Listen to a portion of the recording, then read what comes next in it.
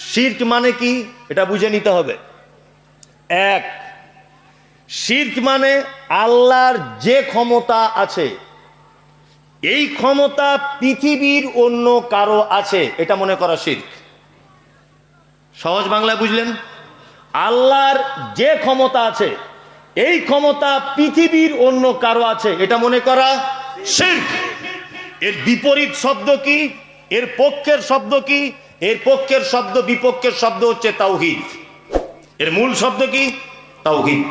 তাওহীদ মানে একজন বলুন, কে বলছে একত্ববাদ? এটা আহলে হাদিস গ্রাম তো। তাওহীদ মানে কি? একটা লোক বলুন, সামনে থেকে অন্ধকারে দেখতে পাচ্ছেন, একটা লোক বলুন। তাওহীদ মানে একত্ববাদ। কেমন একত্ববাদ আপনাকে বলছি। এই তুমি উঠে দাঁড়াও, তোমার নাম কি? হ্যাঁ, হেফজুর রহমান। হেফজুর রহমান তুমি উঠে দাঁড়াও। আচ্ছা, আমি ওকে বললাম, তাওহীদ বোঝাচ্ছি আপনাকে। আপনি ভাববেন না যে গতানুগতিক কোনো বক্তব্য রাখছি, আপনি এটা জানার বিশেষ প্রয়োজন। তাওহীদ কি সেটা আমি বলছি। এক, হেফজুর রহমান তুমি দাঁড়াও। হেফজুর রহমান দাঁড়িয়ে গেল। আচ্ছা, ওর পাশে আছে খায়রুল।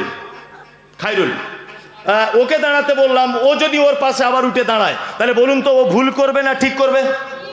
বসো তুমি। ও ভুল করবে না ঠিক করবে? বলুন। ভুল করবে, অন্যায় করবে। কারণ আমি একক ব্যক্তিকে নাম ধরে নির্দিষ্ট করে ওকে আমি উঠতে বলেছি।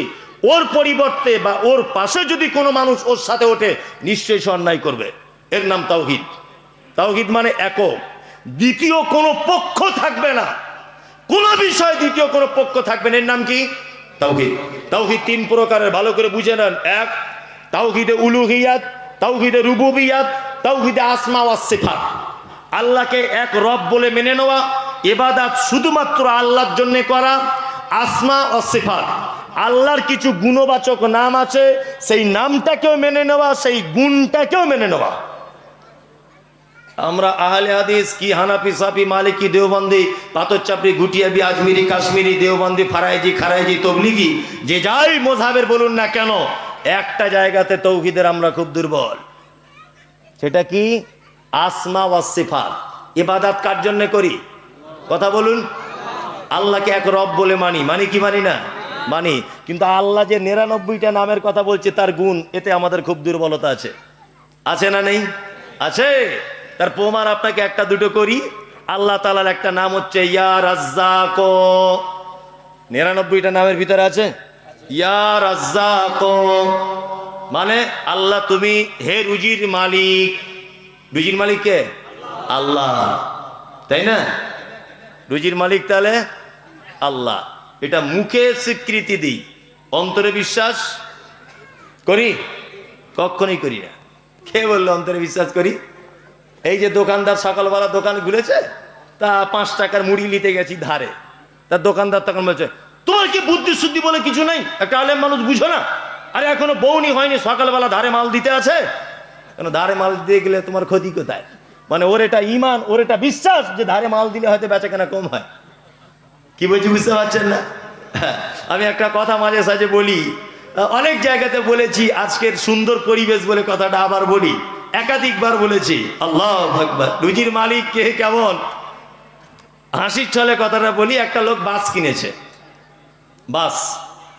তা বাস কিনে লোকটা পীর সাহেবের কাছে গেছে, যে বলছে পীর সাহেব আমাকে একটা তাবিজ দিয়েন। তা পীর সাহেব তখন বলছে লকডাউনের কারণে তাবিজের দাম তো বেড়েছে হালকা একটু, এখন 10,000 হয়ে গেছে 7,000-এর থেকে। তা ও তখন মনে মনে ভাবছে যে 10 লাখ টাকার বাস কিনলাম আর 10,000-এর তাবিজ কিনতে পারবো না। তা বলছে পীর সাহেব তাবিজের কাজ কি হবে?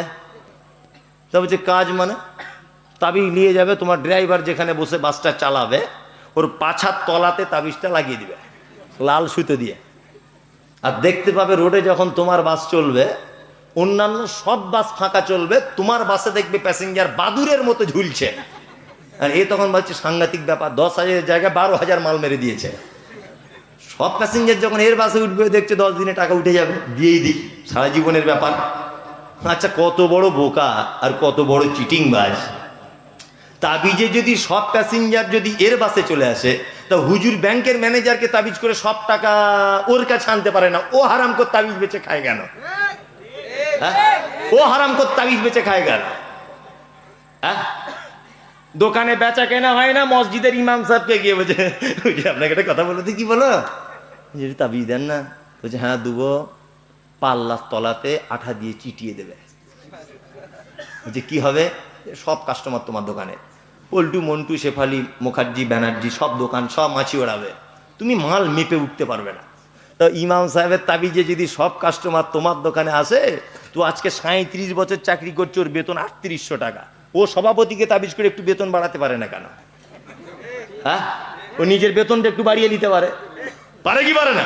পারে। তার মানে বুঝে নিতে হবে সব শির, সব ভণ্ডামি। রুজির মালিক কে? আল্লাহ। কে দিতে পারে রুজি? আল্লাহ, আল্লাহ, আল্লাহ। আমরা আসমা ও সিফাতের ব্যাপারে একটুখানি দুর্বল আছি। কি আহলে হাদিস, হানাফি, সাফি, মালিকি, হাম্বলি, দেওবন্দি, জামাত ইসলামী, যে মাযহাবের যে মাসলাকের হোক না কেন, তাওহীদের এই ব্যাপারটা আমাদের খুব দুর্বলতা। আসমা ও সিফাত, আল্লাহর নাম রাজ্জাক, এটা আমরা মানি, কিন্তু তিনি যে রুজি দিতে পারেন এটা আমাদের বিশ্বাস নেই। আছে নাই? আমাদের বিশ্বাসের জায়গা খুব দুর্বল। তাহলে তাওহীদ বুঝে গেলাম, এবার শিরক আপনাকে বোঝাই। শিরক দুই প্রকারের। কয় প্রকারের? দুই প্রকার। এক হচ্ছে বড় শিরক, যাকে বলে শিরকে আকবার, আর একটা শিরকে আসগার, মানে ছোট শিরক, একটা বড় শিরক। বড় শিরক করলে একটা মানুষ ইসলাম থেকে খারিজ হয়ে যাবে, এবং ওই অবস্থায় যদি সে মারা যায় তাহলে সে চিরস্থায়ী জাহান্নামের ভিতরে থাকবে। খুব মনোযোগ দিয়ে শুনুন, বড় শিরককারী সে ইসলাম থেকে বার হয়ে যাবে, এবং ওই পাপের ভিতরে যদি লিপ্ত থাকা অবস্থাতে যদি মারা যায় বিনা তওবাতে, অবশ্যই কোথায় যাবে? জাহান্নাম চলে যাবে। বড় শিরকের আলামত কি? কোন কোন? গায়রুল্লাহর নামে কোনো জিনিস মানত করা, আল্লাহ ছাড়া কারো নামে ইবাদত করা, আল্লাহ ছাড়া কারো মাজারে গিয়ে মাথা নত করা, এইগুলো হচ্ছে বড় ধরনের শিরক। সুবিধা অসুবিধা, বিপদ আপদ, ভালো মন্দ কোনো মানুষের কাছে চাইতে যাওয়া, এগুলো হচ্ছে বড় ধরনের শিরক। এবং ইবাদতের ক্ষেত্রেও আল্লাহর কসম দিয়ে আপনাকে বলছি, আল্লাহর কসম দিয়ে আপনাকে আমি বলছি কথা, এখনো পর্যন্ত আমাদের পশ্চিম বাংলার মাটিতে অনেক মানুষ রয়েছে যারা হুজুরের নামে 2 রাকাত নফল নামাজ পড়ে, এখনো রয়েছে। আমার নিজের রিলেটিভের কথা বলছি, নাম বলবো না, সোশ্যাল মিডিয়াতে চলে গেলে বেচারা শুনলে অসন্তুষ্ট হবে। আমি কোনোদিন তার বাড়িতে যাইনি, সে আমার শ্বশুর। কোন শ্বশুর বলবো না, সে আমার শ্বশুর। কি বললাম বুঝলে? হঠাৎ করে একদিন বাড়িতে গেলাম, এটা হাসানোর জন্য না, আল্লাহর কসম দিয়ে বলছি, একেবারে সত্য। বাড়িতে একদিন গেলাম, কোনোদিন তো আমি যাওয়ার সুযোগ পাই না, তো একদিন গেলাম, গিয়ে আমাকে একটা ঘরে ঢোকাচ্ছে, তা বলছে জামাই একটু জুতোটা খুলে ঢুকুন। জি কেন, অসুবিধা কোথায়? তো বলছে না, ঘরে আমাদের বর্ধমানের একটা বাবা ছিল, সে বাবা এসে একবার এখানে এই খাটের উপরে বসেছিল, তো ওই সম্মানে আমরা জুতো পরে কেউ এই ঘরে ঢুকি না। ভালো করে বুঝবেন।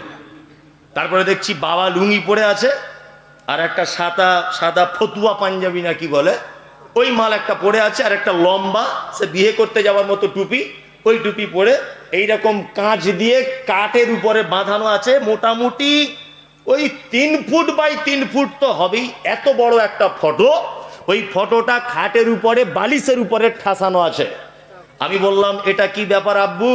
তা বলছে ওনাকে সামনে রেখে নামাজটা পড়ি। আমাকে বলছে ওনাকে সামনে রেখে নামাজটা পড়ি। আর আমি বললাম আর কি করেন? তা বলছে প্রত্যেক মাসে মাসে ওনার নামে 2টো করে রোজা রাখতে বলে গেছে আমার, ওটা রাখি। আর প্রত্যেক দিনে 1000 বার ওনার নামে তসবিহ করা লাগে। আল্লাহু আকবার। ওনার নামটা কি ওটা বলে তসবিহ করেন। মনে মনে বলছি যে জাহান্নামে যদি কেউ আগে যায় তা তার সিরিয়ালে আপনি তো অবশ্যই থাকবেন, মনে মনে বলছি। তা সেই থেকে আর কান ধরে নিয়েছি ওর ভিটে তার পা দিই না, তোর মাটিতে আর পা দিব না, তোকে যদি তবলিগ করতে না পারি। তা আমি একবার বোঝাতে গেলাম, বলতে গেলাম, তা আমাকে বলছে যে তোমার মতো জামাই আমার দরকার নাই। আমাকে বলছে তোমার মতো জামাই না এলেও চলবে, তবে আমি ছাড়তে পারবো না। তাহলে তোর বাড়িতে আর গেলামই না। আশ্চর্য ব্যাপার, পৃথিবীতে এখন অনেক মানুষ রয়েছে, অনেক মানুষ আছে যারা এখনো পর্যন্ত বাবার নামে রোজা রাখে, এখনো পর্যন্ত বাবার নামে তসবিহ করে, করে কি করে না? করে। আল্লাহু আকবার। কিছুদিন আগে আমি মুম্বাই গিয়েছিলাম, রমজানের হয়েছে আপনার শুক্রবার, পরের শনিবার আমি মুম্বাই গিয়েছিলাম। সোশ্যাল মিডিয়া আপনারা হয়তো দেখতে পারেন। তা মুম্বাই হাজিয়ালিতে বেড়াতে গেলাম, গিয়ে দেখছি একটা লোক বড় ঝাঁটা নিয়ে দাঁড়িয়ে আছে। আর নিজে দেখে এসেছে, একদম নিজে ক্যামেরা করা আছে মোবাইলে। তো সবাই যখন সেজদা দিচ্ছে, সেজদা দিয়ে উঠে আর ওই লোকটা ওই ঝাঁটা মতো কি নিয়ে মাথায় এরকম করে মেরে দিচ্ছে। কেউ গেছেন এখানে? সত্যি না মিথ্যা বললাম? সত্যি সত্যি। এটা হচ্ছে শিরক আকবার। এই অবস্থায় যদি একটা মানুষ মারা যায়, অবশ্যই জাহান্নাম চলে যাবে। কোরআনে একটা শব্দ আছে, তার নাম মুশরিক। আছে না নেই? মুশরিক কাকে বলে জানেন এটা? আচ্ছা বলুন তো, হিন্দু মুশরিক কি মুশরিক নয়? একদম মুশরিক নয়। কে বললো হিন্দু মুশরিক? হিন্দু মুশরিক নয়। হিন্দুদের ব্যাপারে বলা আছে সাবেই। হিন্দু ভাইরা হচ্ছে সাবেই। সাবেই কারা? যারা আল্লাহ আছে এটা মানে। ভালো করে বোঝার চেষ্টা করুন। যারা আল্লাহ আছে এটা মানে আর মাটির দেবদেবীর পূজা করে, তাদের আলাদা আলাদা দেবীর আলাদা আলাদা ক্ষমতা আছে, এটাও বিশ্বাস করে, এরা হচ্ছে সাবেই। বর্তমান হিন্দু ভাইরা এরা আল্লাহকে মানে, বলে না উপরওয়ালা, কিছু হলে বলে না উপরওয়ালা, তার মানে উপরে একজন আছে, ও জানে। জানে কি জানে না? আবার আলাদা আলাদা ঠাকুরের আলাদা আলাদা পাওয়া। ওই জন্য দেখবেন যারা লোহা লাকড়ের কাজ টাজ করে, ওরা দেখবেন কিসের পূজা করে?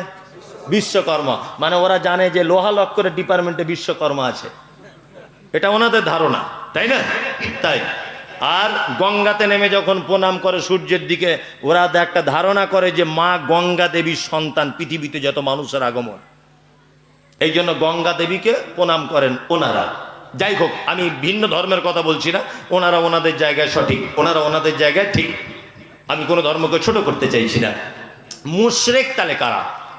মুশরিক হচ্ছে তারা যারা এক আল্লাহকে মানে, এক আল্লাহর ক্ষমতাকে মানে, অথচ আল্লাহর কাছে ডাইরেক্ট পৌঁছানো যায় না, দেবদেবীর মাধ্যমে পৌঁছাতে হয়, এই আকীদা পোষণ করে, এই বিশ্বাস রাখে, এরা হচ্ছে মুশরিক। যেমন হযরত মুহাম্মদ সাল্লাল্লাহু আলাইহি ওয়াসাল্লামকে আল্লাহ তাআলা বলছেন, নবী আপনি আবু জেহেলকে বলুন কাবার মালিক কে। আবু জেহেল এক বাক্যে বলবে কাবার মালিক আল্লাহ। আপনি জিজ্ঞেস করুন রাত এবং দিনের বিবর্তনের মালিককে, তারা এক চান্সে বলবে আল্লাহ। আপনি বলুন সুস্থতা অসুস্থতার মালিককে, তারা বলবে এক চান্সে আল্লাহ। আপনি জিজ্ঞেস করুন হায়াত মওতের মালিককে, তারা এক বাক্যে বলবে আল্লাহ। তবে সেই যুগের মুশরিকদের এটা ধারণা ছিল আল্লাহ সমস্ত কিছুর ক্ষমতাবান, অবশ্যই তিনি ক্ষমতাবান, অবশ্যই তিনি ক্ষমতাবান। তবে মুহাম্মদ শুনে রেখে দাও, তোমার আল্লাহর কাছে ডাইরেক্ট পৌঁছানো যায় না, 360টা দেবদেবীর পূজা করার মাধ্যমে তোমার আল্লাহর কাছে পৌঁছাতে হয়। বর্তমান বিশ্বে পশ্চিম বাংলাতে, ভারত পাকিস্তান বাংলাদেশের মাটিতে এইরকম কিছু মুসলিমদেরও আকীদা রয়েছে যে আল্লাহর কাছে ডাইরেক্ট পৌঁছানো যায় না, হুজুরের মাধ্যমে আল্লাহর কাছে পৌঁছাতে হয়। ওই জন্য আমি বলি যে মক্কার মুশরিক আর পশ্চিম বাংলার মুশরিকের এতটুকুই ডিফারেন্স। তখনকার দিনের মুশরিকেরা মাটির দেবদেবী, পাথরের দেবদেবী তৈরি করে মাটির উপরে রেখে তাদের মাধ্যমে আল্লাহকে খুঁজে পেতে চাইতো। আর বর্তমানের হুজুর যে মুশরিক, এর বাপকে দাদুকে কবরের ভিতরে ঢুকিয়ে দিয়ে আল্লাহকে তার মাধ্যমে ডাকতে চাইছে। মানে তখনকার দিনের মুশরিক মাটির উপরে রেখে আল্লাহকে ডাকতো, আর এ হুজুর বড় পাঞ্জাবি পরা, সাদা ছাপ, পাগড়ি মাথায় দিয়ে, হাতে তসবিহ নিয়ে, এই মুশরিক আর ওই মুশরিকের ডিফারেন্স এই জায়গাটায়। তারা উপরে দেবদেবী রাখতো, এ দেবদেবী রাখিনি, এ দাদুকে কবরের ভিতরে ঢুকিয়ে তার মাধ্যমে আল্লাহর কাছে পৌঁছানোর চেষ্টা করছে। তার মানে এও মুশরিক, ও মুশরিক। কোন ডিফারেন্স আছে? কোন ডিফারেন্স আছে? কোন ডিফারেন্স নেই। আল্লাহু আকবার। কি অবস্থা চলছে শিরক! আমি অবাক হয়ে যাবেন এসব তথ্য যদি বলতে লেগে যাই যে কি হচ্ছে এইগুলোতে। মারাত্মক বড় শিরক। কিছুদিন আগে সোশ্যাল মিডিয়াতে, আমি নাম বলছি না, লাল দাড়ি করা আর ফতোয়া পাঞ্জাবি পরে খুব মাঝে সাজে দেখবেন লেকচার টেকচার দেয়। উনি বলছেন যে মমতাজুল ইসলামের বাপের কত ক্ষমতা আছে, বাড়ি থেকে একটা কোদাল নিয়ে আসুক, আমার দাদুর কবর খুঁড়ুক, আমার দাদু কবরে জীবিত। দেখি মমতাজুলের বাপের কত ক্ষমতা আছে। তা মনে মনে ভাবলাম, ওরে হুজুর, তোমার দাদু যদি জীবিত থাকবে তা জীবিত অবস্থায় জানাজা পড়ে নিলা? জীবিত মানুষের তো জানাজা হয় না, হয় না। মানে এদের উচিত শিক্ষা দেওয়ার জন্য একটা কাজ করা লাগবে। একটা কথা সব সময়তে বলি, আবার আপনাকে বলার চেষ্টা করছি। একটা লোক রাতে স্বপ্ন দেখেছে, তার স্বপ্নটা পীর সাহেবের কাছে ব্যাখ্যা করতে এসেছে যে হুজুর একটু স্বপ্নের ব্যাখ্যাটা করে দেন তো। তা পীর সাহেব তখন বলছে, কি দেখেছো বলো? তখন ছেলেটা বলছে, আমি দেখছি হুজুর, আমার ডান হাতে মধু আর বাম হাতে পায়খানা, বুঝলেন তো।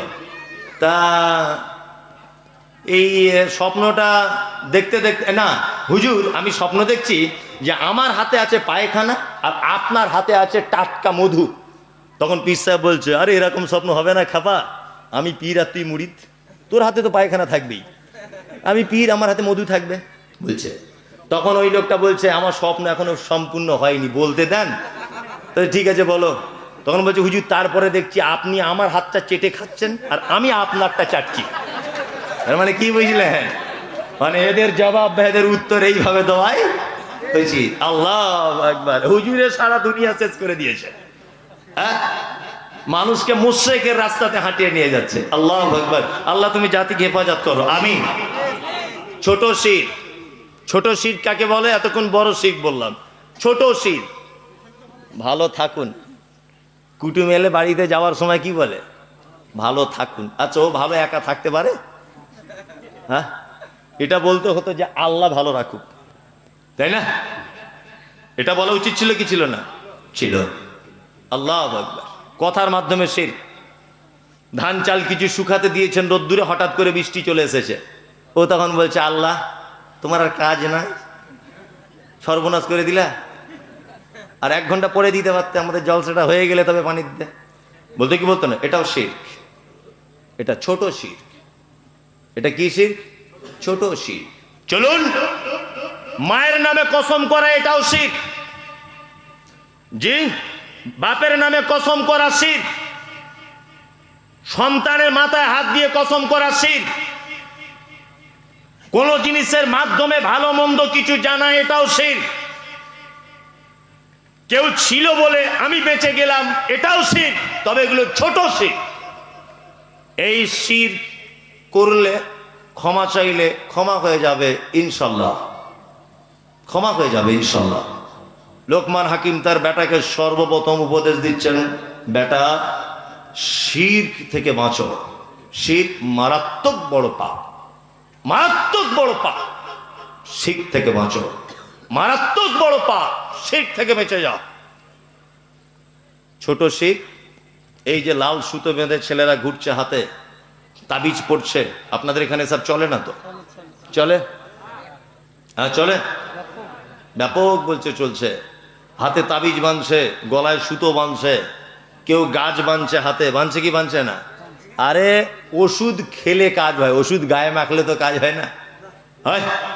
আপেল খেলে শরীরের উপকার হয়, আপেল যদি কেউ গলায় বেঁধে ঘোরে কাজ হবে? কাজ হবে না। লজিকেও ভুল, এগুলো একটা শিক্ষিত মানুষ বুঝতেও ভুল করে। আরে ডাক্তার আপেল খেতে বলেছে, আপেল খেলে শরীরের ভিটামিন হবে, অনেক কিছু হবে, তাই না? এখন সে যদি আপেলটা গলায় দড়ি দিয়ে বেঁধে ঘোরে, কাজ হবে? সব শিরক। আল্লাহু আকবার। আল্লাহ তুমি জাতিকে শিরক মুক্ত করে দাও, আমিন আমিন। লোকমান হাকিম তার বেটাকে তারপরে বলছেন, কি বলছেন? অওয়াসাইনাল ইনসানা লিওয়ালিদাইহি হামালাতুহু উম্মুহু ওয়াহানান আলা ওয়াহানিন ওয়া ফিসালুহু ফি আমাইনি আনিশকুরলি ওয়া লিওয়ালিদাইকা ইলাইয়াল মাসির। আল্লাহ সুবহানাহু ওয়া তাআলা বলছেন, আর আমি মানুষকে তার পিতামাতার সঙ্গে সদ্ব্যবহার করার নির্দেশ দিয়েছি। তার মাতা তাকে 2 বছর যাবৎ দুধ পান করিয়েছে, অতীব কষ্ট করে গর্ভধারণ করেছে। উচিত প্রতিটা মানুষের তার পিতামাতার প্রতি কৃতজ্ঞ হওয়া এবং আমার নিকটে ফেরত আসতে হবে, এটা বিশ্বাস রাখা। আপনার কাছে বিনীত অনুরোধ, জান্নাতে যাওয়ার এবং জাহান্নাম থেকে বাঁচার পৃথিবীতে যদি মানুষের কোনো মাধ্যম থাকে তাহলে 2 জন মানুষ। কে কে? আব্বার মা। এই 2টো মানুষের মাধ্যমে আপনি হাজারো বিপদ থেকে বেঁচে যেতে পারেন, হাজারো বিপদ থেকে বাঁচতে পারেন। যদি বলছেন কি তার প্রমাণ আছে, ওই যে বানি ইসরাইলদের একটা ঘটনা, তিনজন বন্ধু পাহাড়িয়া অঞ্চল দিয়ে হেঁটে হেঁটে হেঁটে হেঁটে যাচ্ছিল। হঠাৎ করে আসমান থেকে ঝড় ও বৃষ্টি দেখা দিল। তারা একটা পাহাড়ের গর্ততে আশ্রয় নিল। একটা পাথর এসে সেই গর্তটা আটকিয়ে দিল। তিনজনা তখন বলছে, আল্লাহ কি করে বাঁচবো, এ তো বড় বিপদ। একজনা বলছে, আল্লাহ আমার আব্বা মা, আমার মা বৃদ্ধা বয়সে আমার কাছে, আমার মায়ের এত সেবা করতাম, আমার মায়ের রাতের বেলা পানি পান করাতাম, তাকে খেতে দিতাম, তার সেবা যত্ন করতাম। একদা আমার বকরি চড়াতে গিয়ে দেরি হয়ে গেল। আসতে দেরি হলো, আমার মায়ের মাথার কাছে আমার আসতে দিয়ে দেশে দেখছি আমার মা ঘুমিয়ে গেছে। আমি আমার মায়ের মাথার কাছে দাঁড়িয়ে থাকলাম। আমার মা যতক্ষণ না পর্যন্ত উঠলো ততক্ষণ পর্যন্ত সেইখানে দাঁড়িয়েছিলাম। বকরির দুধ দহন করে মাকে পান করালাম। আল্লাহ, তুমি যদি আমার মায়ের এই সেবা যত্ন করাটা তুমি যদি ভালো মনে করো, অবশ্যই তুমি আমাদের এই গুহা থেকে বাঁচিয়ে দাও। আল্লাহ নবী সাল্লাল্লাহু আলাইহি ওয়াসাল্লামের হাদিস প্রমাণ করে পাথরের 3 ভাগের 1 ভাগ ভালো হয়ে গেল। আর একজন মানুষ বলছে, আল্লাহ আমার জীবনে একটা বড় ভালো কাজ রয়েছে। আমার একটা অপরূপা সুন্দরী চাচাতো বোন আমাকে ব্যভিচারের জন্য আহ্বান করে, ব্যভিচার করব একেবারে রেডি। সেই সময় তো আমি বললাম, ইন্না খাফুল্লাহ, নিশ্চয়ই আমি আল্লাহকে ভয় করি। আল্লাহ তোমার ভয়ে ব্যভিচারের ওই সাংঘাতিক মুহূর্ত থেকে আমি নিজেকে আটকে রেখে চলে এসেছিলাম। পাথরের দ্বিতীয় আর 1 ভাগ হটে গেল, আর 1 ভাগ থেকে গেল। আর একজনা তার উক্তিটা প্রকাশ করলো, তার মধ্যে সেটা বিস্তারিত বলছি না। একটা হচ্ছে এই যে পিতা মাতার সেবা করার কারণে অবশ্যই বিপদ থেকে বাঁচা যায়। কিছু লোক আছে দেখছি ওমরা হজ করতে যাচ্ছে ঘন ঘন, টাকা হয়েছে কি করবে, শুধু দেখছি ওমরা হজ করতে যাচ্ছে। মানে ও ভেবেছে মনে হয় কাবা শরীফে গেলেই, মক্কা মদিনা ঘুরে এলেই আর টাকা পয়সা খরচ করে দিলেই মনে হয় জান্নাত ঢুকে যাওয়া হবে। আর বাড়িতে এসে দেখতে পাওয়া যাবে যে মা ইমাম সাহেবের মতো পালি সিস্টেমে ভাত খাচ্ছে, খাচ্ছে না? আল্লাহ আকবার, আল্লাহ আকবার। কোথায় জান্নাত খুঁজছেন আপনি, কোথায়? আল্লাহ নবী সাল্লাল্লাহু আলাইহি ওয়াসাল্লাম বলেছেন, তোমার মায়ের পায়ের তলাতেই জান্নাত। তার মানে মায়ের পায়ের তলাতে জান্নাত নেই। আল্লাহ নবী সাল্লাল্লাহু আলাইহি ওয়াসাল্লাম সম্মান বুঝিয়েছেন যে জান্নাতের আর কি সম্মান, তার থেকেও বেশি সম্মান তোমার মায়ের। আল্লাহু আকবার, আল্লাহু আকবার। পিতামাতার প্রতি শ্রদ্ধা ভালোবাসা আছে? আছে? নেই? কে বললো আছে? যে আছে বলছে তার বাড়িতে খবর নিয়ে দেখবে। এখন জলসাতে আছে বলে দেওয়া খুব সহজ। যদিও আপনার ইচ্ছা থাকলেও আব্বা মায়ের সঙ্গে ভালো ব্যবহার করব, থানার বড় বাবুর জন্য আপনি পারছেন না। যদি বা আপনার হয়তো ইচ্ছা আছে আব্বা মায়ের সঙ্গে ভালো ব্যবহার করবো, কিন্তু বাড়ির গিন্নিদের জন্য সম্ভব নয়। সম্ভব? সম্ভব নয়। একটু কিছু ভালো মন্দ এনে দিয়ে দেখুন, রাতের ঘুম হারাম করে দিবে। সারা জীবন বাপ মাকেই দিয়ে যাও, আমার কাছে থাকতে হবে না, যাও। বলবে এটা, বলবে কি বলবে না? বলবে। আল্লাহ নবী সাল্লাল্লাহু আলাইহি ওয়াসাল্লাম বোকা মানুষ ছিলেন না খুব জ্ঞানী মানুষ ছিলেন? খুব জ্ঞানী মানুষ ছিলেন, যার জ্ঞানের সংস্পর্শে যাওয়াই মুশকিল। আল্লাহ নবী সাল্লাল্লাহু আলাইহি ওয়াসাল্লাম বলেছেন, একটা নারীকে 4টে গুণ দেখে বিবাহ করো। কটা গুণ? 4টে গুণ। 1, সে সুন্দরী কিনা সেটা দেখো। 2, তার টাকা পয়সা আছে কিনা সেটা দেখো। 3, তার বংশ ভালো কিনা সেটা দেখো। 4, তার দিনদারিতা আছে কিনা সেটা দেখো। আল্লাহ নবী সাল্লাল্লাহু আলাইহি ওয়াসাল্লাম একেবারে শেষ বাক্যে বলছেন, ফাজবার বিজাতিদ দ্বীন। তার যদি রূপ না থাকে, তার যদি টাকা না থাকে, তার যদি বংশ ভালো নাও হয়, তার যদি দিনদারিতা যদি থাকে, তাহলে বিবাহের জন্য তাকে বেশি অগ্রাধিকার দাও। এইরকম মেয়েকে যদি বিবাহের জন্য তোমরা প্রস্তাব না দাও, পৃথিবীতে অতি সত্বর ফাসাদ সৃষ্টি হবে। বাপ মার সেবা যত্ন পেত যদি একটা আল্লাহওয়ালি মেয়ে যদি আপনার স্ত্রী হতো, তাহলে কি বলছি বুঝতে পারছেন না? আর বাপ মারা সেবা যত্ন পাচ্ছে না, তার একটা কারণ আছে। কারণ কি? বেটার বহু যখন দেখতে গেছে তখন বলছে, মা তোমার নাম কি গো? বলছে, আমার নাম ঝিনুকমালা। তাই? সাংঘাতিক নাম কিন্তু। আচ্ছা আচ্ছা, তোমরা কটা ভাই বোন? না, আমার বোন টুন কেউ নাই, ভাই নেই, আমি একাই। আচ্ছা আচ্ছা আচ্ছা, তাই নাকি? বলছে হ্যাঁ। বলছে, তোমার আব্বা কি করে? বলছে, আমার আব্বা তেমন কিছু করে না, আমার আব্বা 17টা লরি আছে, আর ওই জঙ্গিপুর মেন রোডের ধারে 10টা দোকান আছে। তখন ও বলছে, সাংঘাতিক পছন্দ আমার, সাংঘাতিক পছন্দ। ভাই আপনি কবে যাবেন, আমার ছেলেকে দেখতে বলুন কবে যাবেন। সব হয়ে গেল, তারপর লাস্টে বলছে মা তুমি কি করো? পড়াশুনো করছো? বলছি না পড়াশুনো করছি না এখন। কি করছো? যে মাঝে সাঝে টিকটক করি, ভিডিও টিডিও করি। বাড়ি এসে চাচা তখন গল্প করছে, শুনেছ সাংঘাতিক ব্যাপার। বলছি কি ব্যাপার? বলছে 12খানা লরি, বুড়ো মরে গেলেই আমার বেটা পেয়ে যাবে। আবার রাস্তার ধারে 10টা দোকান। আবার এ তো আরো মারাত্মক ব্যাপার, আমাদের যে বৌমা হচ্ছে টিকটকে নায়িকা। তো শাশুড়ি তখন বলছে মারাত্মক ব্যাপার, নায়িকা? বলছে হ্যাঁ। বলছে ওকে কালকে রাতেই চলে এসো, ছেলেকে যেমন হোক করে বলে। তুমি টিকটকের নায়িকা ধরে এনে ভাত খেতে চাইছো? হ্যাঁ ওই গোলাম হোসেন, টিকটকের নায়িকা এনে সেবা যত্ন পেতে চাইছেন? আল্লাহু আকবার। এই জায়গাটায় মারাত্মক ভুল হয়েছে। আর একটা জায়গা আমরা মারাত্মক ভুল করে দিয়েছি।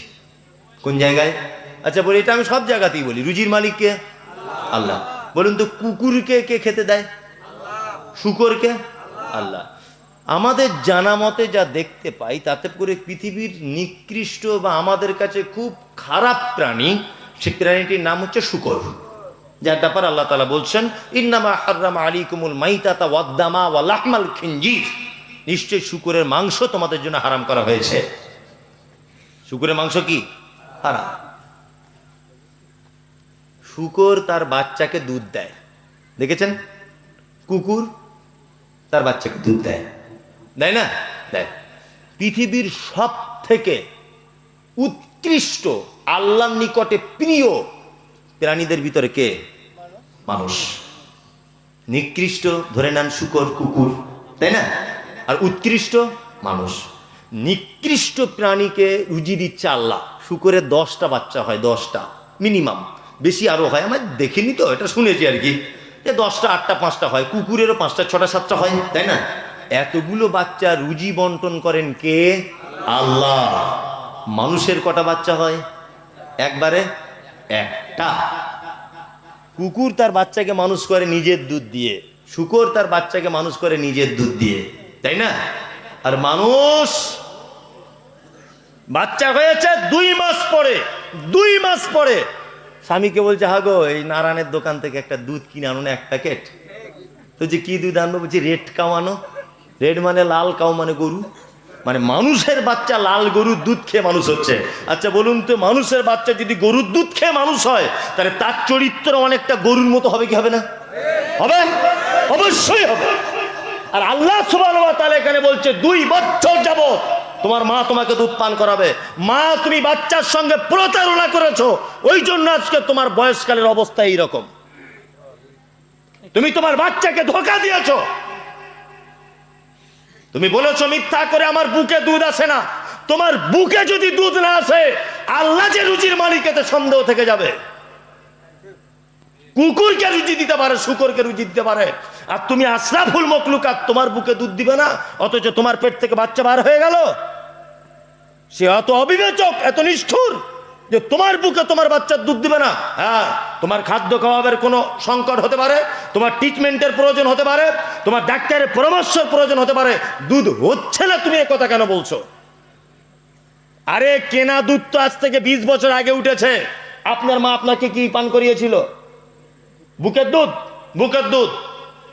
আমার মা আমি যখন হই তখন বুকের দুধ, বিকল্প কোনো দুধ ছিল না। ছিল? ছিল না। আজকে সব কিছু আমরা আল্লাহর উপরে ভরসা ত্যাগ করে দিয়েছি। আল্লাহর উপরে ভরসা কি করেছি? ত্যাগ করে দিয়েছি। এই কারণে এই অবস্থা আজকে। অথচ একটা মোমেনের উচিত যে পায়ের জুতোর ফিতেটা যদি ছিঁড়ে যায়, আল্লাহ নবী সাল্লাল্লাহু আলাইহি ওয়াসাল্লাম বলছেন আল্লাহর দরবারে চাও।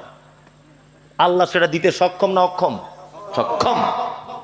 আজকে এই যে সিজারের ব্যবস্থা মেয়েদের, হাসপাতালে গেলেই, নার্সিংহোমে গেলে আগে সিজার করে দিচ্ছে। দিচ্ছে কি দিচ্ছে না? তা আজ থেকে 20 বছর আগে এসব পদ্ধতি ছিল? ছিল? ছিল না। মানে কি, ওর যেদিন থেকে পেটে বাচ্চা এসেছে সিজারের জন্য অন্য কেউ দায়ী নয়, মা নিজে দায়ী।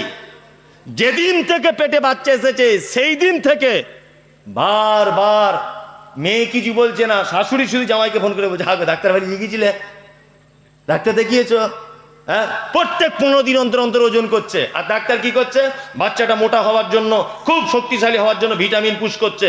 এক পর্যায়ে বাচ্চা মায়ের পেটের ভিতরে এত মোটা হয়ে গেছে যে ডাক্তার নিজেই ভয় করছে কি করে বার হবে, সিজার করে দে। আগে সব ছিল, আল্ট্রাসোনোগ্রাফি করতে হবে, অমুক করতে হবে, তমুক করতে হবে, আয়রন ট্যাবলেট খেতে হবে, এই করতে হবে, সেই করতে হবে। আগে সব কিছু ছিল। মানে আগেকার মানুষের আল্লাহর উপরে লিল্লাহিয়াত ছিল। আল্লাহ, তুমি যখন বাচ্চা দিয়েছো অবশ্যই তুমি এই বাচ্চা বার হবার রাস্তাও দিয়েছো। পবিত্র আল কোরআন আল্লাহ তাআলা এই কথা বলছেন, সুম্মা সাবিলা ইয়াসসারা, নিশ্চয়ই মায়ের লজ্জাস্থান রাস্তাকে বাচ্চা হওয়ার সময় আমি প্রশস্ত করে দিই, পর্যাপ্ত পরিমাণ, যতটা বাচ্চার প্রয়োজন ততটা। আল্লাহ বলছে সুম্মা সাবিলা ইয়াসসারা, মায়ের একটুখানি লজ্জাস্থানের গর্তটাকে, এই গর্তটাকে আমি এতটাই চওড়া করে দিই, কোরআনের ভাষা এটা, সুম্মা সাবিলা ইয়াসসারা, তোমার বাচ্চা যাতে সহজভাবে বার হতে পারে আল্লাহ সুবহানাহু ওয়া তাআলা বলছেন ততটা বড় করে দিই, ততটা ফাঁকা করে দিই। তোমার এতটাই আল্লাহর প্রতি অবিশ্বাস, তুমি 15 দিন আগে ডাক্তারকে গিয়ে বলছো পেট কেটে তুলে নাও। তোমার এক জায়গাতেও তোমার আল্লাহর উপরে বিশ্বাস নাই। বুকে যে আল্লাহ দুধ দিতে পারে এটাও তোমার বিশ্বাস নাই। বিশ্বাস আছে? আছে? নাই। এখন তবুও আজে বাজে সব ফালতু। যে এখন তবুও কিছু বাপ মারা ভাত টাত পাচ্ছেন, এরপরে আর পাবেন না। এরপরে আর পাবেন? পিতামাতার সঙ্গে কি ব্যবহার করতে হবে? কি খারাপ না ভালো? ভালো ব্যবহার করতে হবে, তাই না? এবারে বক্তব্য আমার শেষ পর্যায়ে, রাত্রির এখন 1টা বাজতে যাচ্ছে। লাস্টে ঈদগাহের ব্যাপারে আমাকে কিছু বলতে বলা হয়েছে। আপনাদের কাছে বিনীত অনুরোধ, এতক্ষণ যে কথাগুলো বলেছি সব যদি আপনার স্মৃতি থেকে মুছে যায়, এবার আমি একটা কথা বলতে যাচ্ছি, এটা প্রত্যেক জায়গাতে বলি, আজকেও বলবো। আপনার কাছে বিনীত অনুরোধ, এ কথাটা মনের মণিকোঠায় জায়গা দেবেন, হৃদয়ের অ্যালবামে ছবি করে রাখবেন ইনশাল্লাহ। আর নড়াচড়া করবেন না, মরা মানুষের মতো বসে থাকুন, নড়াচড়া করবেন না একদম। যে যার প্রয়োজন ঠিকঠাক করে বসে যান। আল্লাহ সুবহানাহু ওয়া তাআলা বলছেন এটা আমার নির্দেশ, পিতামাতার সঙ্গে সদ্ব্যবহার করতে হবে। চলুন, এই কথা না বললে হবে না, এটা আমি জানি, ওই কারণে বলতে হবে। সেটা হচ্ছে এই, আপনাদের এলাকাতে একটা লোকের 4 বেটা, ধরে নেন বুড়ো বয়স হয়ে গেছে, আব্বা মা একেবারে জয়ীফ লোক, দুর্বল। বলুন তো কি সিস্টেমে বেটাদের কাছে ভাত খায়? পালি পালি সিস্টেমে ভাত খায়, তাই না? মনে হচ্ছে ওর বাপ মসজিদের ইমাম আর ওর মা মুয়াজ্জিন। আবার 15 দিন করে পালি সিস্টেম, যদি 16 দিন হয়ে যায় তা বৌমারা বড় বড় চোখ বার করার বলে, কেন ক্যালেন্ডার দেখে খেতে পারো না, আজ ক তারিখ? আবার কেউ কেউ বৌমারা বলছে আমাদের তরকারি খুব মিষ্টি, ছেড়ে যেতে মন চায় না, তো দাদুকে বল কাল থেকে ওদের বাড়িতে খেতে। এরকম ঘটনা ঘটছে কি ঘটছে না? ঘটছে। আল্লাহু আকবার। 4 ভাই দিল্লিতে কাজ করেন, নড়াচড়া করবেন না বলেছি আপনাকে। দিল্লিতে কাজ করেন 4 ভাই। ঈদের 1 সপ্তাহ আগে বাড়ি আসছেন, আপনার স্ত্রীকে ফোন করে বলছেন, হ্যালো হ্যালো, হ্যাঁ হ্যাঁ বলো, তুমি ফোন করেছো বলো। হ্যাঁ, মঙ্গলবারে তোমার টিকিট আছে, বাড়ি যাচ্ছি, তোমার জন্য কিছু নিয়ে যেতে হবে। নিয়ে যেতে হবে মানে? আমার জন্য একটা লাল টকটকে শাড়ি আনবে, ছেলের জন্য একটা জিন্স প্যান্ট, মেয়ের জন্য একটা ফ্রক, আর আমার বোনের জন্য 2টো শাড়ি আনবে, কিন্তু মনে করে বলে দিলাম, মানে ওর বোনের জন্য, মানে ওর শালির জন্য আনতে বলছে। সব কেনাকাটা হয়ে গেছে। ওর স্ত্রী আধ ঘন্টা পরে আবার ফোন করে, যে লাল কালার নিয়েছো তো? হ্যাঁ লাল কালার নিয়েছি। যে আমার শেফালি বোনের জন্য কেমন? বলছে কাঁচা হলুদ কালার, আর টক টক টক টক করছে এরকম একটা কালার। বলছে খুব ভালো করেছে। তো বলছে তাড়াতাড়ি করে এসো, ট্রেন মিস হয়ে যাবে তো, তুমি এসে আবার ব্যাগটা গুছাবে, রুমে এসে তবেই ট্রেন ধরবে, তাড়াতাড়ি করে এসো। লোকটা তখন বলছে সবার কেনাকাটা হয়েছে, আব্বার জন্য একটা লুঙ্গি পাঞ্জাবি পছন্দ করছি, আর মায়ের জন্য একটা শাড়ি। তখন ওর স্ত্রী বলছে, কেন প্রত্যেক বছর ঈদের সময় তুমি তোমার আব্বা আমাকে শাড়ি জামা কাপড় দিবে, তোমার আর 3টে ভাই চোখে দেখতে পায় না, বাড়ি চলে এসো। ও তখন বাড়ি চলে এসেছে স্ত্রীর কথা শুনে। আমি এখানে যতই ফটর ফটর করি, যতই প্রধান বক্তা হই, যতই 4 নম্বর বক্তা হই, বাড়ি গেলে কথা বলতে পারি না। কিছু বললেই আমার বউ বলে তুমি কি পাগল নাকি, কে তোমায় ডাকে বলো দেখে, কে তোমার কথা শুনে? মনে মনে বলছি, ওরে ভারত, বাংলাদেশ, আসাম, ত্রিপুরা, মেঘালয় সব জায়গাতে প্রধান বক্তা হয়ে যাচ্ছি। আল্লাহ তোর কাছে এমন কি দিয়েছে, তোর কাছেই আমি পাগল। কি মাস্টার, কি প্রফেসর, কি ইঞ্জিনিয়ার, কি রাষ্ট্রপতি, কি এমএলএ, কি পঞ্চায়েত, কি হেডমাস্টার, বাড়িতে গেলে সব মামু জব্দ। জব্দ নাই? যতই ফটর ফটর করো কোনো কাজ হবে না। সব মানুষ বইয়ের কথা অনুযায়ী ওঠা বসা করে, করে কি করে না? মাঝখানে একটা গল্প বলি, আপনারা ঘুমিয়ে যাচ্ছেন মনে হয়, ওই জন্য।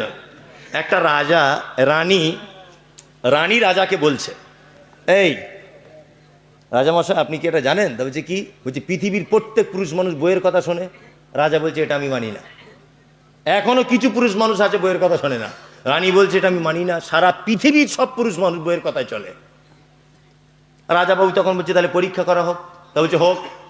একটা প্যান্ডেল করেছে, রানী একদিকে বসে আছে, যারা বইয়ের কথা শোনে তারা রানীর দিকে আসবে, প্যান্ডেলের মাঝখানে ভাগ, আর যারা বইয়ের কথা শোনে না তারা রাজার দিকে আসবে। সকাল থেকে এলাকায় ঢোল বাজিয়ে দেওয়া হলো, এরকম ব্যাপার। সব লোক আসছে আর রানীর দিকে এসে জমা হচ্ছে, মানে সবাই তো বইয়ের কথা শোনে। দুপুর 12টা-1টা পর্যন্ত রাজার দিকে একটা লোকও নেই, পুখর রোদ্দুর। একটা লোক দেখছে ছাতা মাথায় করে রাজার দলে এসে আস্তে করে রাজার প্যান্ডেলে দাঁড়িয়েছে। রাজাবাবু ভাবছে তাহলে যাই হোক, আমার রাজ্যতে একটা লোক আছে যে তার বইয়ের কথা শোনে না, এই লোকটাই তাহলে আমার দলের লোক। রাজাবাবু একটা ফুলের মালা নিয়ে ওর গলাতে দিয়ে বলছে, চাচা তুমি আমার মান সম্মানটা বাঁচালে বইয়ের কাছে। চাচা তখন বলছে, কেন, কি ব্যাপার? বলছে তুমিই তাহলে বইয়ের কথা শোনো না?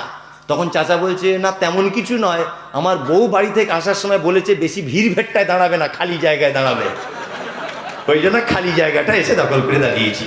তার মানে বোঝা গেল আর রাজ্যতে কেউ বাকি থাকলো না। কেউ আছে বাকি? আর কেউ রাজ্যতে বাকি নেই, সবাই বইয়ের কথাই চলছে। জি।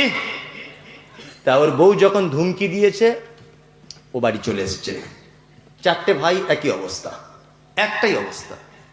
ঈদের দিনে মসজিদে তাকবীর হচ্ছে, আল্লাহু আকবার, আল্লাহু আকবার, লা ইলাহা ইল্লাল্লাহ, আল্লাহু আকবার, আল্লাহু আকবার, ওয়ালিল্লাহিল হামদ, আল্লাহু আকবার, আল্লাহু আকবার, লা ইলাহা ইল্লাল্লাহ, আল্লাহু আকবার, আল্লাহু আকবার, ওয়ালিল্লাহিল হামদ। তাকবীর হয় না? সবাই নতুন জামা পরে ঈদগাহে যাচ্ছে, চলে গেল সবাই, ছেলে বৌমা সবাই যাচ্ছে। আপনার আব্বার বয়স তখন 90 বছর, আপনার মায়ের বয়স তখন 80 বছর। আপনার মা খুব বুড়ি, আপনার 2তলা বাড়ি, ছাদে উঠতে পারে না বলে আপনারা 4 ভাই পরামর্শ করে সিঁড়ির তলাতে মশারি টাঙিয়ে রেখে দিয়েছেন। আর আপনার আব্বা গত বছরে একটা পাঞ্জাবি ছিল, ওই পাঞ্জাবিটা পরে আর কোনো রকম একটা লুঙ্গি পরে আস্তে আস্তে ঈদগাহে যাচ্ছে। ঈদের নামাজ হয়ে গেল, গ্রামের সবাই আনন্দ করতে করতে বাড়ি চলে এলো। তোমার আব্বা বয়স্ক মানুষ, লাঠি নিয়ে আস্তে আস্তে আস্তে আস্তে আস্তে করে তোমাদের বাড়ির মেন গেটের সামনে বসে আছে। তোমার শালা এসেছে, তোমার শালি এসেছে, তোমার শাশুড়ি এসেছে, সবাই এসেছে। তুমি সবাইকে নিয়ে আনন্দ ফুর্তি করছো। দুপুর 3টে যখন বাজে, তোমার আব্বা এক জায়গাতে বসেই আছে।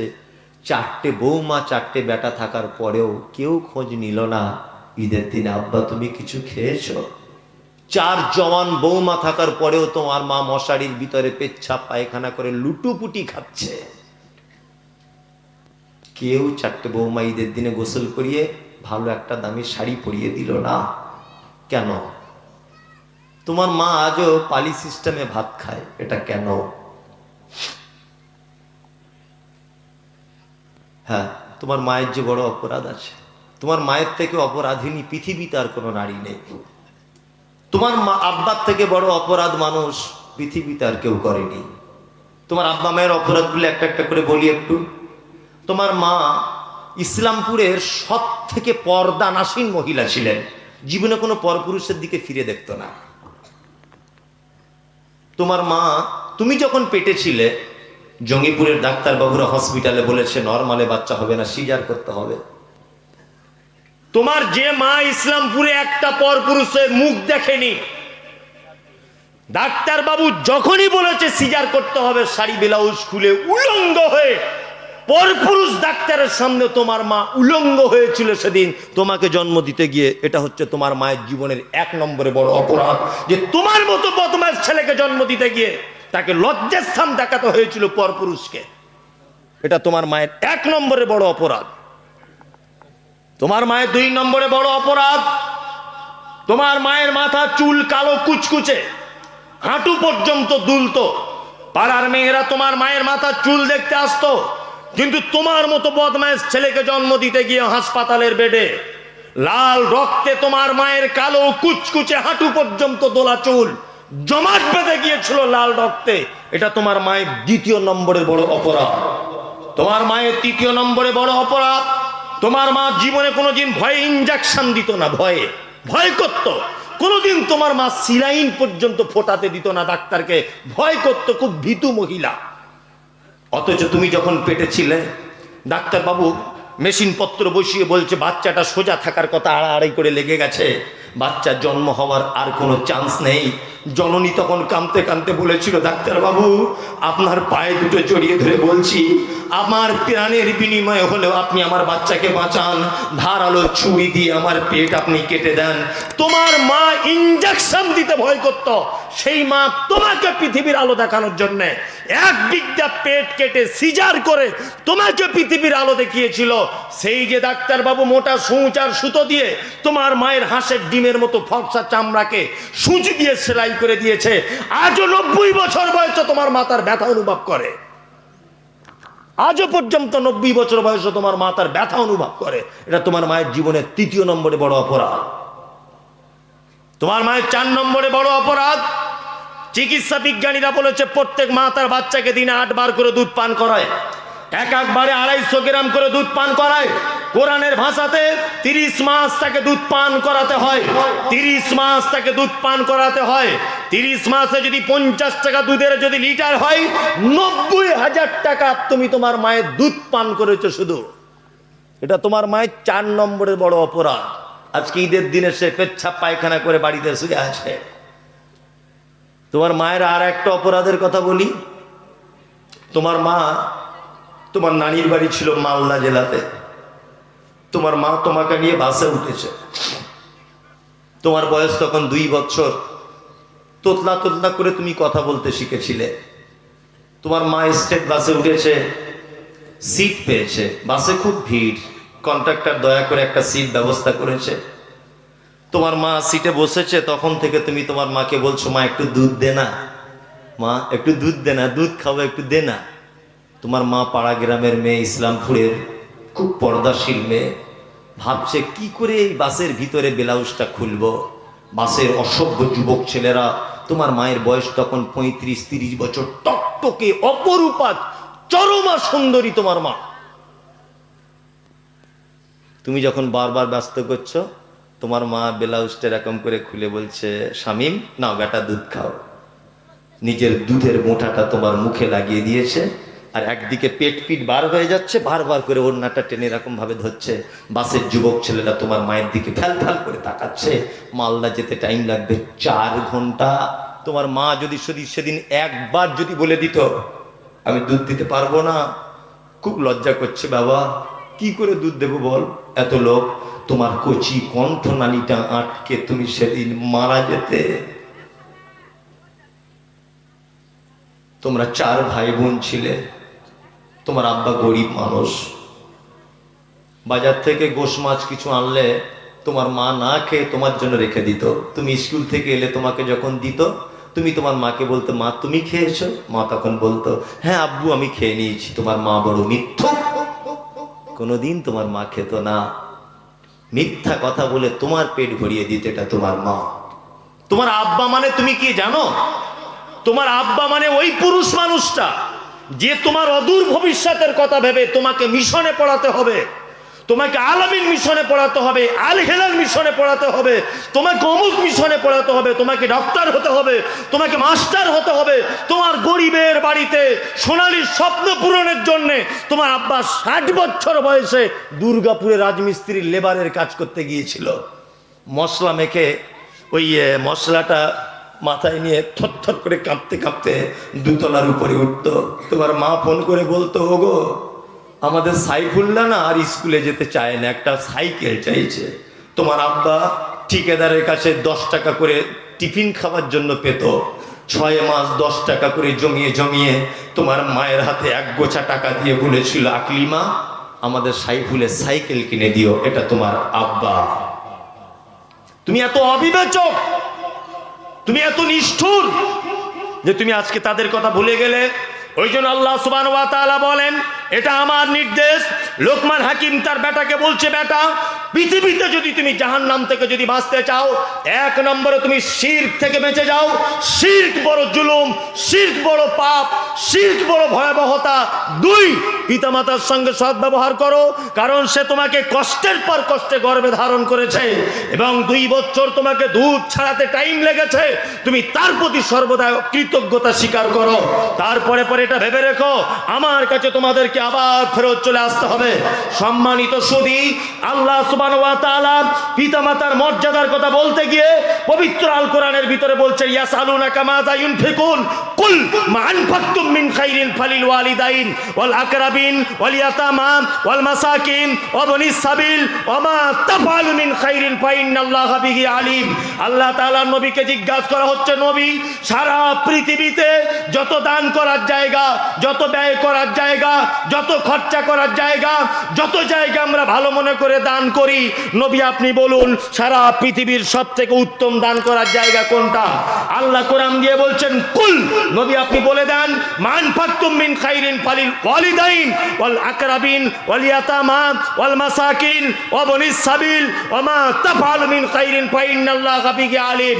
পৃথিবীর মানুষ শুনে রেখে দাও, তোমরা যত জায়গায় খরচা করো, যত জায়গায় মাদ্রাসা মসজিদ মক্তবে ঈদগাহে দান করো, সব থেকে উত্তম দানের জায়গা শুনে রেখে দাও, সন্তান তার মা বাপের জন্য যে টাকাটা ব্যয় করে, পৃথিবীতে এর থেকে উত্তম দান আর কোনো দান নেই, এর থেকে উত্তম খরচা করার জায়গা আর কোনো খরচা করার জায়গা নেই।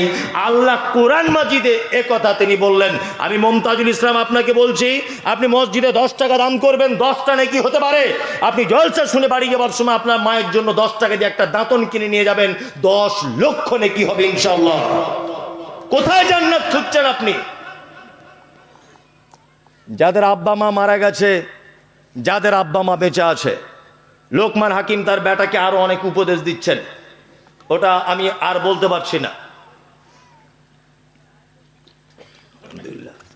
ওটা আমি আর বলছি না। এটা ঈদগাহের ব্যাপারে লাস্টে 2-5 মিনিট আমাকে কিছু বলতে বলা হয়েছে। আপনাদের কাছে বিনীত অনুরোধ, আমি 10,000, 20,000, 50,000 টাকা চাইব না। তবে এখানে এসে একটা জিনিস শুনলাম, সেটা হচ্ছে এই যে এখানে অনেক চাকরিজীবী মানুষ আছেন, এখানে অনেক বিএসএফ আছেন, এখানে অনেক অফিসার পোস্টের মানুষ আছেন, অনেক ধনী মানুষ আছেন। বিনীত অনুরোধ যে আপনারা অন্তত 20টা লোক আপনি আপনার আব্বা মায়ের জন্য দিবেন, এরকম 1,000 টাকা করে। আপনার বোধ হয় 5-10 টাকা চাইবে না। এই ইউটিউবাররা তোমাদের এই কারণে পাবলিক রেগে যায়, যেটা নেবার নেবে না তো কেটে দিবে। তুমি এত উল্টোপাল্টা করছো কেন? বসে যাও। কেউ আছেন ভাই? অন্তত 1,000 টাকা একদিন বলে। আমি জানি নূর মোহাম্মদ সাহেব সব নিয়ে চলে গেছে, এখন একই জমিতে বারবার চাষ দেওয়া ঠিক নয়, তবুও চাষ দিতে হয়। যদিও একই জমিতে বারবার চাষ দেওয়া ঠিক নয়। মাশাআল্লাহ, যাক একজনকে আল্লাহ কবুল করেছে। হ্যাঁ।